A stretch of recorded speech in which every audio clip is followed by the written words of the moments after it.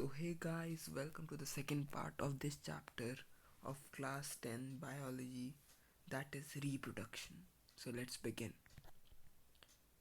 ठीक है। तो आज हम लोग करने वाले हैं सेक्सुअल रिप्रोडक्शन से स्टार्ट। तो हमने अभी डिस्कस किया था कि एसेक्सुअल रिप्रोडक्शन में क्या होता है। एसेक्सुअल रिप्रोडक्शन में एक सिंगल पेरेंट होता है जिसमें कि दो सेल डिवाइड होकर दो डॉटर सेल्स बनाते हैं। लेकिन सेक्सुअल रिप्रोडक्शन में ऐसा केस नहीं होता है। उसमें एक मेल सेल होता है और एक फीमेल सेल होता है, और उनके जब वो दो जब साथ में जब कंबाइन करते हैं तो फिर उनके जो ऑफस्प्रिंग्स बनते हैं, उस प्रोसेस को रिप्रोडक्शन कहते हैं, जो कि सेक्सुअल रिप्रोडक्शन उस प्रोसेस को कहते हैं बेसिकली। ठीक है। और इस ये सेक्सुअल रिप्रोडक्शन हमने पहले भी देखा कि ये क्यों ज़रूरी है। ये इसलिए ज़रूरी है ताकि वेरिएशंस आ सके, और variations will further lead to evolution, and evolution will lead to the survival of the species. वो मतलब एक इंडिविजुअल के लिए ज़रूरी तो नहीं है, लेकिन वो जो स्पीशीज़ के सर्वाइवल के लिए बहुत ज़रूरी है सेक्सुअल मोड ऑफ रिप्रोडक्शन। ठीक है। तो why the sexual mode of reproduction, ये आंसर आपने जान लिया। चलिए आगे बढ़ते हैं। ठीक है। If the zygote is to grow and develop into an organism which has highly specialized tissues and organs, then it has to sufficient stores of energy for doing this. In simple organisms, it is seen that two germ cells are not very different. But as the body designs become more complex, one germ cell is large and contains the food stores, while other germ cells is motile and helps in transportation. ठीक है। तो हम जैसे कि हमने देखा कि जो कि एसेक्सुअल रिप्रोडक्शन में ऐसा केस था कि जो सेक्स सेल्स थे वो उतने डिफरेंट नहीं थे, लेकिन असल में जो सेक्सुअल रिप्रोडक्शन में जो सेक्स सेल्स होते हैं वो काफ़ी डिफरेंट होते हैं एक दूसरे से। ऐसे क्यों होता है? कि क्योंकि जो मेल सेक्स सेल्स होते हैं वो मूवेबल होते हैं और छोटे स्मॉल होते हैं साइज़ में। ठीक है। ताकि क्योंकि वही चाहते हैं फीमेल सेक्स सेल्स के पास रिप्रोडक्शन करना, मतलब कि फर्टिलाइजेशन के लिए। लेकिन जो फर्टिलाइजेशन का मतलब कि आप जो जानते ही होंगे, फर्टिलाइजेशन मतलब जब मेल सेक्स सेल और जो फीमेल सेक्स सेल्स जब साथ में जब कंबाइन करते हैं तो उसे ही फर्टिलाइजेशन कहते हैं। ठीक है। तो वो दोनों जब साथ में कंबाइन एक बार कर लिए तो फिर जो बनता है वो उसे जाइगोट कहते हैं। ठीक है। तो इसमें ऐसा केस है कि जो मेल सेक्स सेल होता है वो छोटा होता है और वो मोटाइल होता है, जबकि जो फीमेल सेक्स सेल होता है वो बड़ा होता है साइज़ में, और साथ ही वो फूड को स्टोर करने का काम करता है। ठीक है। चलिए यहाँ तक ये, क्योंकि इस पोर्शन तक ये पूरा सिमिलर रिपीट हो रहा है पिछले सेक्शन जैसा है, इसलिए मैंने आपको ये वर्ड टू वर्ड नहीं समझाया। अब यहाँ से हम वर्ड टू वर्ड देखेंगे। 8.3.2 sexual reproduction in flowering plants. The reproductive part of angiosperms are located in the flower. तो जो एंजियोस्पर्म्स होते हैं जो कि मतलब सीड जो प्रोड्यूस करते हैं, ठीक है, तो उनका जो रिप्रोडक्टिव पार्ट होता है वो फ्लावर में रहता है। You've already studied the different parts of flower: sepals, petals, stamens and pistil. तो इनका जो डिफरेंट पार्ट होता है वो होता है पिस्टिल, स्टेमन, सेपल और पेटल। ठीक है। हम देख सकते हैं ये सेपल है, ये जो लीव्स टाइप के हैं ये दोनों। ठीक है। पेटल्स हैं जो हमारे जो फूल के जो अलग अलग पेटल्स, तो आप जानते ही होंगे उनकी जो पंखुड़ियाँ होती हैं। जो मेल पार्ट होता है उसे हम स्टेमन कहते हैं, जो फीमेल पार्ट होता है उसे हम लोग पिस्टिल कहते हैं। ठीक है। तो फ्लावर में भी यूनिसेक्सुअल और बाइसेक्सुअल। ठीक है। फ्लावर या तो यूनिसेक्सुअल हो सकता है जिसमें मतलब मान लीजिए कि जिसमें सिर्फ एक ही पार्ट प्रेजेंट होता है, या तो मेल पार्ट प्रेजेंट होता है या तो फीमेल पार्ट। और उनके एग्जांपल्स दो होते हैं, एक है पपाया। ठीक है। ऐसे होते तो बहुत सारे, लेकिन इसमें दिया हुआ है सिर्फ पपाया और वाटरमेलन। और जो बाइसेक्सुअल है उसका एग्जांपल है, मतलब बाइसेक्सुअल होता है जिसमें मेल और फीमेल पार्ट दोनों प्रेजेंट होते हैं। तो उसके एग्जांपल्स हैं हिबिस्कस और मस्टर्ड। ठीक है। तो ये हो गया ये केस। तो जो यूनिसेक्सुअल होता है वो कैसे ट्रांसपोर्ट करता है सीड्स को? तो वो या तो एयर के द्वारा या विंड या फिर इंसेक्ट्स के द्वारा वो करते हैं। लेकिन जो बाइसेक्सुअल होता है क्योंकि उनका दोनों साथ में ही होता है, इसलिए वो इजीली मतलब सेल्फ पॉलिनेशन कर सकते हैं। ठीक है। आगे बढ़ते हैं। The swollen part, bottom part is the ovary. तो हम बात कर रहे हैं फीमेल पार्ट की। तो फीमेल पार्ट का जो नीचे का पार्ट होता है उसे ओवरी कहते हैं। Middle elongated part is the style, और जो बीच का पार्ट होता है स्टाइल कहते हैं।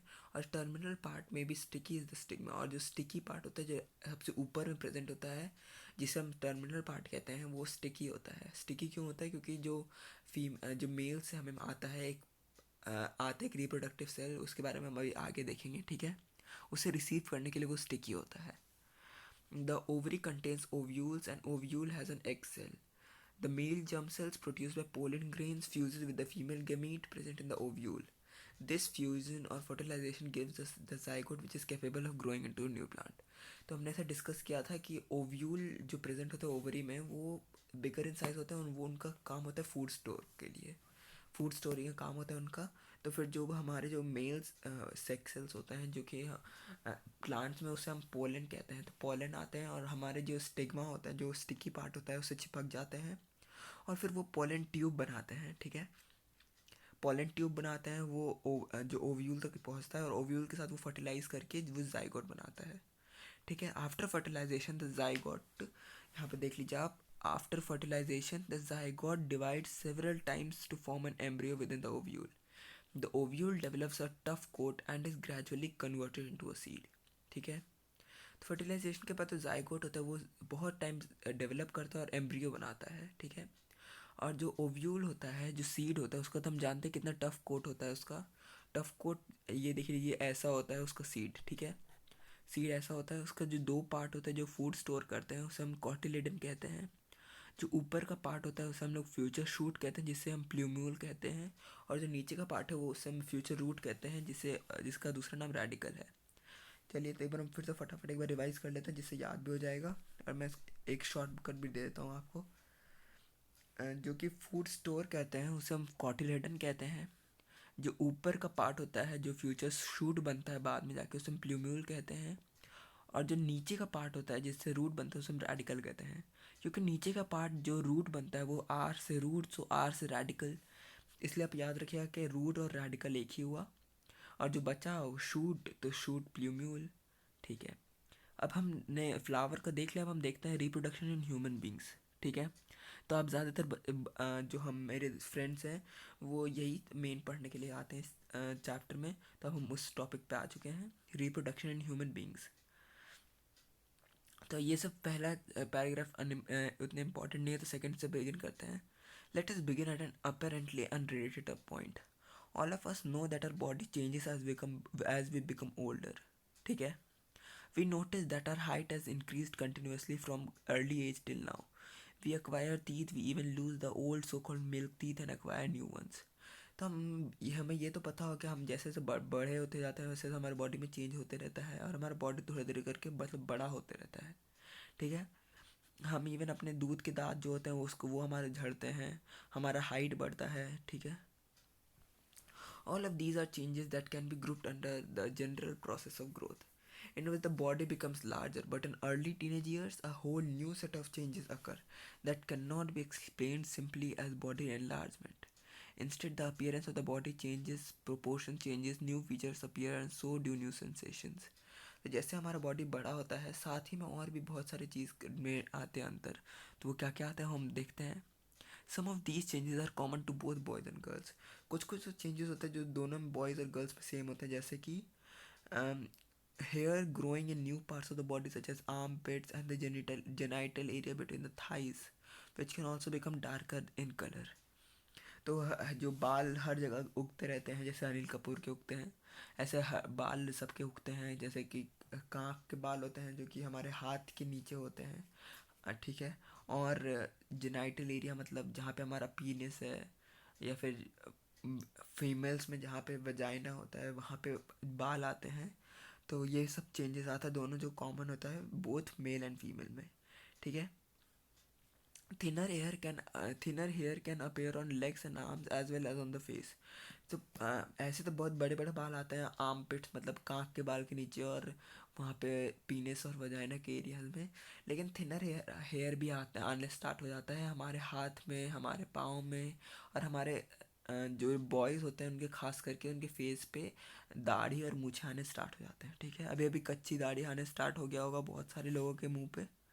चलिए तो आगे बढ़ते हैं. On the other hand, there are also changes taking place that are different between boys and girls. और कुछ कुछ चेंजेस होते हैं जो बॉयज़ और गर्ल्स में अलग भी होते हैं. For example, in girls, breast size begins to increase with darkening of the skins at the nipples at the tips of the breast. ठीक है. तो ये तो फिर भी हमने ये अलग अलग है, लेकिन कुछ और पॉइंट्स होते हैं जो दोनों में सेम होता है। जैसे फॉर एग्जांपल जो स्किन होता है वो ऑयली हो जाता है, ठीक है, और हम कॉन्शियस हो जाते हैं कि हम कैसे दिखते हैं। लेकिन जो गर्ल्स में होता है वो जो गर्ल स्पेसिफिक कुछ कुछ चीज़ें होती हैं, जैसे कि उनका ब्रेस्ट का साइज़ बड़ा होता है। तो आपने नोटिस किया होगा ब्रेस्ट का साइज़ उनका बड़ा हो जाता है। और जो उनका जो निपल्स जहाँ पे होते हैं, ठीक है, उस उनका जो इस अगल बगल का उसका जो स्किन होता है उसका वो स्किन जो होता है वो डार्क होना स्टार्ट हो जाता है, ठीक है। Also girls begins to menstruate at around this time. तो हर 1 महीने में गर्ल्स मेंस्ट्रुएट कहते हैं करती हैं, मतलब कि वो ब्लीडिंग होता है वजाइनल एरिया में, ठीक है। उसके बारे में भी हम आगे देखेंगे। अब जबकि जो बॉयज़ होते हैं, boys begin to have thick hair growth on the face and their voices begin to crack. और जो वॉइस है, जैसा आपके मेरी आवाज़ आपको आ रही है, वो थोड़ी थोड़ी फटने फटने लगती है वो बॉयज़ की आवाज़। और साथ ही में जो हमारे मुंह पे धीरे धीरे दाढ़ी आने लगता है। और further the penis occasionally begins to become enlarged erect either in day dreams और एट नाइट।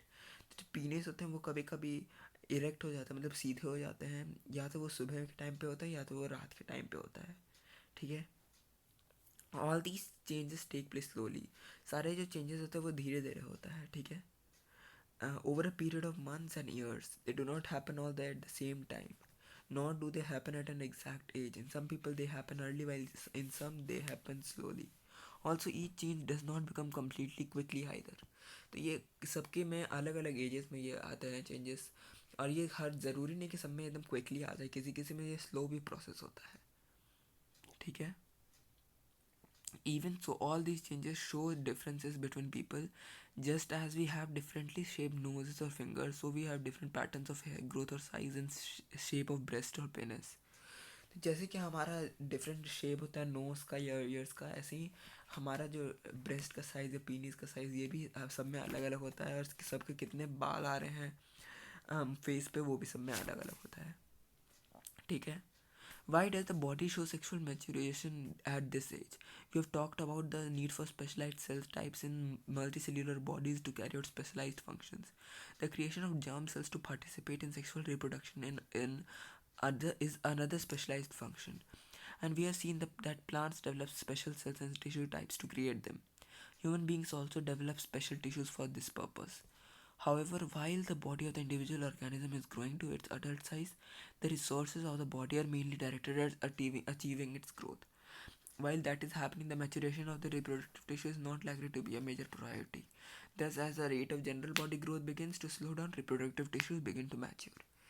तो इसका जो यहाँ पे जो भगवत गीता जैसी जितनी बड़ी चीज़ यहाँ पे लिखी है, इसको मेन मकसद बस यही कहना चाह रहा है कि हम हमारे इस एज में मैचुरेशन क्यों होता है।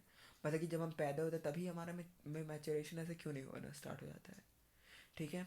तो इसका मेन रीज़न ये है कि जब हम छोटे रहे हैं तो हमारा मेन फोकस होता है कि हम कब बड़े होंगे, कब हम हमारी हाइट बढ़ेगी, ये सब बढ़ेगी।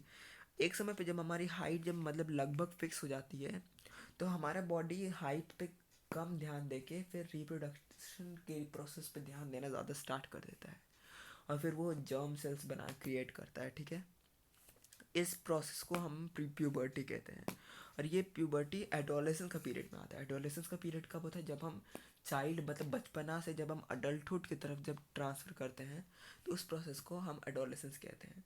तो उस पीरियड एडोलेसेंस का वो पीरियड जिसमें मतलब हमारे जर्म सेल्स हमारे जो बॉडी वो बनाना शुरू कर देता है, उसको हम लोग प्यूबर्टी कहते हैं, ठीक है। So how do all these changes that you have talked about link to reproductive process? We must remember that sexual mode means that germ cells from two individuals have to join together. This can happen by external release of germ cells from the bodies of individuals, as happen in flowering plant, or it can happen by joining their bodies together for internal transfer of germ cells for fusion, as happen in many animals. ठीक है। तो ये हमने देखा कि यह तो ये बाहर बाहर ही हो सकता है, जैसे कि फ्लावर्स में होता है जैसे पॉलिनेशन के थ्रू, या फिर हमारे बॉडीज़ में होता है मेटिंग के थ्रू, जब पीनिस और वजाइना का जब कांटेक्ट होता है तब, ठीक है। On the other hand the actual transfer germ cells between two people need special organs. तो हमें स्पेशल ऑर्गन्स चाहिए होता है सेक्सुअल एक्ट के लिए। इन mammals such as humans, the baby is carried in the mother's body for a long period and will be breastfed later, ठीक है। इन and will the female organs and breast will need to mature to accommodate these possibilities. ठीक है, जो female और reproductive organs है उनको पहले mature होना पड़ेगा ताकि वो ब्रेस्ट फेड कर सके अपने बेबीज़ को और अपने अंदर वो अपने बेबीज़ को रख सकें. ठीक है, तब हम मेल रिप्रोडक्टिव सिस्टम के बारे में पढ़ते हैं. ठीक है, तो मेल रिप्रोडक्टिव सिस्टम में consists of different the male reproductive system consists of portions which produce the germ cells and other portions that deliver the germ cells to the site of fertilization. तो इसमें होते हैं जो कि एक जो part होता है, कुछ पार्ट्स होते हैं जो जर्म सेल्स बनाते हैं और कुछ पार्ट होता है जो जर्म सेल्स को पहुंचाते हैं दूसरे ऑर्गेनिज्म के बॉडी तक. ठीक है, the formation of germ cells take place in the testes. These are located outside the abdominal cavity. जो जर्म सेल्स बनते हैं वो टेस्टीज में बनते हैं जो कि हमारे बॉडी के बाहर प्रेजेंट होते हैं स्क्रोटम में, क्योंकि उनको लोअर बॉडी टेम्परेचर चाहिए होता है. ठीक है, अपने सेक्रीशन के लिए. In addition to regulating the formation of sperms, testosterone brings about changes in appearance seen in boys at the time of puberty. Testosterone भी हमारे टेस्टिस से प्रोड्यूस होता है जिनका काम होता है हमारे जब हम प्यूबर्टी के टाइम पे हमारे बॉडी का अपीयरेंस में चेंजेस लाना. The sperms formed are delivered through the vas deferens which unites a tube coming from urinary bladder. तो जो टेस्टिस से जो हमारा जो भी स्पर्म्स निकलते हैं वो वास डिफरेंस के थ्रू हमारे पीनिस तक जाते हैं और जो कि बाद में यूरिथ्रा के साथ मतलब कि सॉरी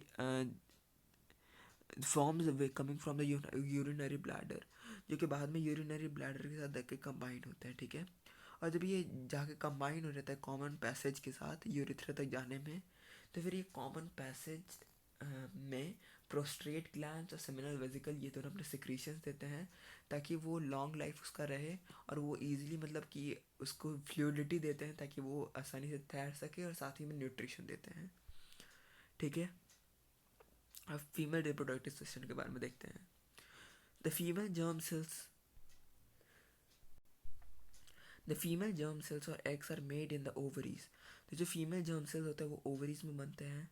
ठीक है, they are also responsible for the production of some hormones. वो भी कुछ हार्मोन्स को प्रोड्यूस करने में वो भी काम करते हैं. ठीक है, when a girl is born the ovaries already contain thousands of immature eggs. On reaching puberty, some of these start maturing. The one egg is produced every month by one of the ovaries. The egg is carried from the ovaries to the womb through a thin oviduct or fallopian tube. The two oviducts unite into an elastic bag known as uterus. The uterus opens into vagina through the cervix. तो जब girl child जब born होते हैं तो उनके पास बहुत सारे eggs पहले से प्रेजेंट होते हैं जो इमैच्योर होते हैं. लेकिन जैसे जैसे हमारा उनका बॉडी इमैच्योर होता है गर्ल्स का बॉडी, तो वो हर महीने एक मैच्योर एग रिलीज़ करते हैं ताकि मान लीजिए अगर उनको फर्टिलाइजेशन करना होता है इसलिए हर महीने वो मैच्योर सेल रिलीज़ करते हैं जो कि हमारे ओवरीज से प्रोड्यूस होते हैं.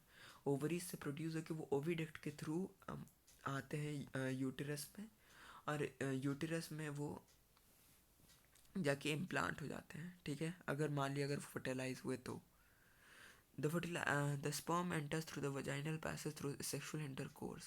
They travel upwards and reach the oviduct where they may encounter an egg. The fertilized egg starts dividing and form a ball of cells or embryo.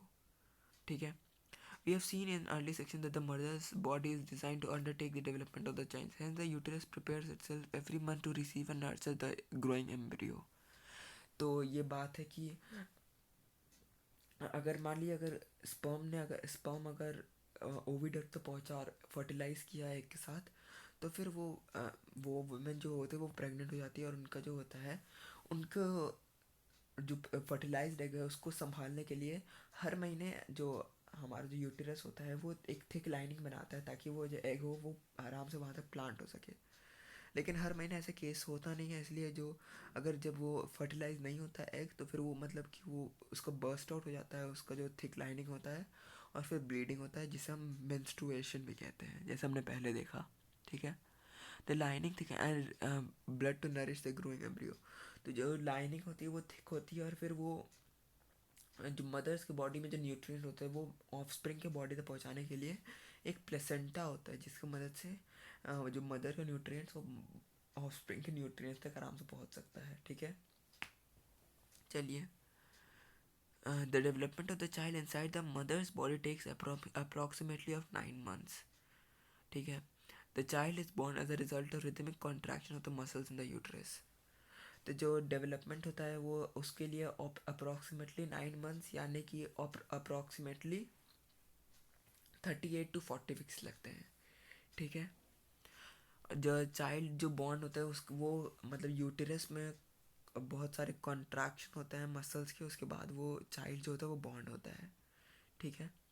When the what happens when the egg is not fertilize, तो ये मैंने आपको बताया कि हर महीने जब egg fertilize नहीं होता है तो फिर क्योंकि हमारे यूटेरस जो होता है वो हमारा हमेशा रेडी रहता है, वो थिक लाइनिंग बना के रहता है ताकि अगर कोई फर्टिलाइज एग आए तो वो अपने पास रख सके और उनके आराम से न्यूट्रिशन प्रोवाइड कर सके. लेकिन जब ऐसा नहीं होता है वैसा केस, तो उस केस में जो हमारा इनर लाइनिंग होता है वो ब्रेकआउट हो जाता है और फिर बहुत सारे ब्लड आता है जिसे हम मेंस्ट्रुएशन प्रोसेस कहते हैं. ठीक है. Reproductive health. अब हम रिप्रोडक्टिव हेल्थ के बारे में देखेंगे. The process of sexual maturation is gradual and takes place while general body growth is still going on. ठीक है. चलिए ये सब ऐसे मोरल साइंस का है तो ये सब नहीं देखते हैं. तो हमारा जो ये बात एक इम्पॉर्टेंट थी कि जो हमारा जो रिप्रोडक्टिव जो मतलब कि बॉडी पार्ट्स हैं वो धीरे धीरे ग्रो करता है, उनका ग्रोथ होता है वो ग्रेजुअल होता है, लेकिन जो हमारा जो हाइट वगैरह होता है उनका जो ग्रोथ होता है वो बहुत ही मतलब रैपिड होता है. ठीक है. चलिए हम लास्ट पेज पे आ गए हैं. तो health consequences of having sex. तो हम जब सेक्स करते हैं तो फिर उसका मेन हेल्थ कॉन्सिक्वेंसेस क्या क्या आ सकते हैं. तो अगर हम वो बैक्टीरियल इन्फेक्शंस हो सकते हैं जिसकी वजह से हमें गोनोरिया, साइफिलिस और वायरल इन्फेक्शंस अगर हुए तो फिर HIV एड्स जैसे डिजीज़ हो सकते हैं. तो मैं एक बार रिपीट करता हूँ. अगर कोई बैक्टीरियल डिजीज़ हैं, ठीक है, ये इंपॉर्टेंट है एक. तो हम देखते हैं यहाँ पे अगर कोई बैक्टीरियल इन्फेक्शंस हैं तो उसकी वजह से गोनोरिया और साइफिलिस होगा, और कोई वायरल इन्फेक्शंस है तो उसकी वजह से HIV एड्स हो सकता है हमें. ठीक है. The sexual act always has the potential to lead to pregnancy. तो जो सेक्सुअल एक्ट होता है वो उनके प्रेगनेंसी का पूरा चांस होता है उसके बाद. इसलिए we are recommended to wear several जो we are to several mechanical barriers. तो जो मैकेनिकल बैरियर जैसे कि कॉन्डम्स पहना जाता है हमारे पेनिस पे, साथ ही में फीमेल के वजाइना पे पहना जाता है ताकि वो प्रेगनेंसी को अवॉइड कर सके. ठीक है. Similarly drugs commonly you needed to be taken orally as pills. तो जो हम जो दवाइयाँ लेते हैं, जो पिल्स खाते हैं जिसकी वजह से हम प्रेग्नेंट ना हो, ये भी एक हो सकता है मेथड. ठीक है. Other method is placing a loop और the copper T that is placed in the uterus to prevent pregnancy. तो हम या फिर कॉपर टी भी प्लेस कर सकते हैं. तो ये सब हमें प्रोसेस हो सकता है जिसकी मदद से हम प्रेगनेंसी को रोक सकते हैं. एक और होता है सर्जिकल मेथड. तो सर्जिकल मेथड वो मतलब कि लॉन्ग रन के लिए, मतलब लंबे समय के लिए ये मेथड बहुत काम का आता है. ठीक है. तो वो कैसे काम करता हूँ यहाँ पे हम देखते हैं. Surgery can also be use for removal of unwanted pregnancies. These may be misused by people who do not want a particular child, as happens in illegal selective abortion of female fetuses. For a healthy society, the female-male sex ratio must be maintained. ठीक है. तो ये कहना चाह रहा है कि ये पीपल जो कि मिसयूज़ करते हैं इसे, वो पर्टिकुलर जब चाइल्ड को नहीं चाहते हैं तो फिर वो सर्जिकल मेथड्स का यूज़ करते हैं. लेकिन ऐसा नहीं करना चाहिए. जो मेल सेक्स का रेशियो है वो हमें हमेशा मेंटेन करना चाहिए. ठीक है. चलिए बस हो गया है. तो हमने इस चैप्टर में ये सब पॉलिनेशन देखा, फर्टिलाइजेशन देखा, फिर फ्लावर्स में रिप्रोडक्शन देखा, फिर मेल और फीमेल में जो रिप्रोडक्शन कैसे होता है वो देखा, फिर रिप्रोडक्टिव हेल्थ के बारे में देखा.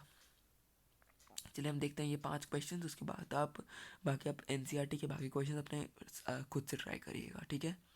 How is the process of pollination different from fertilisation. तो पॉलिनेशन का प्रोसेस फर्टिलाइजेशन से कैसे डिफरेंट है. तो जो पॉलिनेशन में पोलन ग्रेन्स मेल से फीमेल पार्ट तक ट्रांसफ़र होते हैं वाया विंड और इंसेक्ट, जबकि फर्टिलाइजेशन में male sex cells female sex cells के साथ कंबाइन करके एक जाइगोट बनाता है. ठीक है. What is the role of seminal vesicle and the prostate gland. तो ये मैंने आपको बताया कि जो हमारा जो वास्ट डिफरेंस होता है उससे जब जो टेस्टिस जो हमारा स्पर्म जो रिलीज़ करता है वो यूरिथ्रा तक जब पहुंचने वाला रहता है तो फिर प्रोस्ट्रेट ग्लैंड्स और जो सेमिनल वेसिकल होता है वो अपना सिक्रीशंस देते हैं ताकि वो फ्लूइडिटी उनको प्रोवाइड कर सके और साथ ही हमें न्यूट्रिशन भी प्रोवाइड कर सके, ठीक है। What are the changes seen in girls at the time of puberty, ठीक है। तो चेंजेस क्या देखे जाते हैं गर्ल्स में, तो उनका ब्रेस्ट का साइज़ बढ़ता है, मेंस्ट्रुएशन होता है, फिर जो उनका निपल का एरिया वो डार्कन होता है, उनके जेनिटल एरिया में हेयर्स आना चालू होता है, ठीक है। बस इतने सारे हैं। और क्या, how does the embryo get nourishment in the mother body. तो एम्ब्रियो कैसे नरिशमेंट मिलता है, तो मैंने आपको बताया कि जो हमारा यूटेरस होता है वो उसका थिक लाइनिंग वो बनाता है ताकि जो प्लेसेंटा की मदद से जो हमारे जो ऑफस्प्रिंग्स हैं उनको आराम से न्यूट्रिशन मिल सके, ठीक है। If a woman is using a copper tea, will it help in protecting her from sexually transmitted disease? जी हाँ, कॉपर टी एक मेथड होता है जो कि वजाइना में प्लेस किया जाता है, जिसकी मदद से जो भी हमारे जो स्पर्म्स होते हैं वो पहले ही रुक जाते हैं और फिर वो जाके मतलब कि वो ओविडक्ट तक नहीं पहुंच पाते हैं, जिसकी वजह से वो साथ कंबाइन नहीं कर सकते हैं कि इसलिए वो प्रेगनेंसी में हमें प्रिवेंट करता है कॉपर टी। तो बस इतना ही तक था, ठीक है। अब अगर आपको ये वीडियो अच्छा लगा तो प्लीज़ लाइक और शेयर करिएगा, और अगर आपने पूरा वीडियो अगर देख लिया तो चैनल को सब्सक्राइब भी कर दीजिएगा। Thank you.